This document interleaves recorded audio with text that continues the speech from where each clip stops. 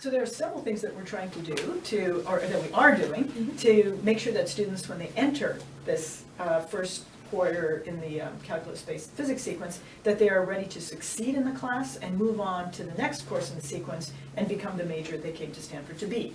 So one of the things we've implemented is a placement diagnostic. And so this is given during new student orientation. And last year we did it for the first time. About 300 students wrote it. They get an individual advisory email based on their performance, and it's advisory only. But we'll often give them a pair of options. For example, we will say, you are ready, in the winter quarter to enter this, program. But if you have time in your schedule to really focus on math and science and physics, then you could take a more aggressive path and start with this. And so often kind of have two paths so that they can find their comfort zone. And a lot of it, in the advice too, that we, like I said before, we don't want to stop anyone from entering the class. We want to make sure that they are prepared when they get there. And a piece of advice that we give to many of the students is, before they take the course that I teach in the winter quarter, that they take in the fall quarter the highest level math course for which they have the prerequisites. And this is especially important for students who are coming in underprepared in math, that they start taking the math right away. The other thing we did was actually very carefully look at the prerequisites for the class. We found out that we were actually, our prerequisites were actually set at a lower level than our actual expectations were.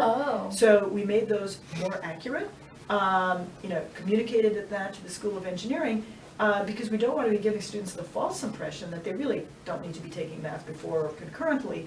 We really expect that they are. And again, the students that are going to be hurt most by inappropriate advising are the students coming in with less preparation.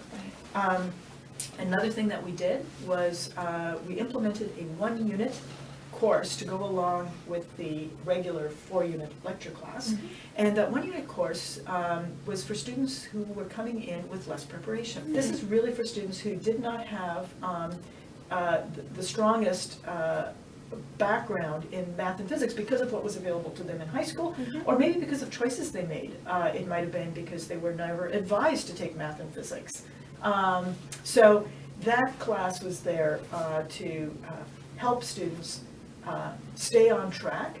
And the feedback, actually there were 3 pieces of student feedback that the instructor, Paul Midigi is his name, I asked for his permission to use them, and I've used them a lot with the deans, et cetera, to support, to argue for why we need these kinds of resources. And a lot of them referred to that, that one student said explicitly that this is exactly what students from under-resourced high schools need to stop them from dropping out of STEM fields.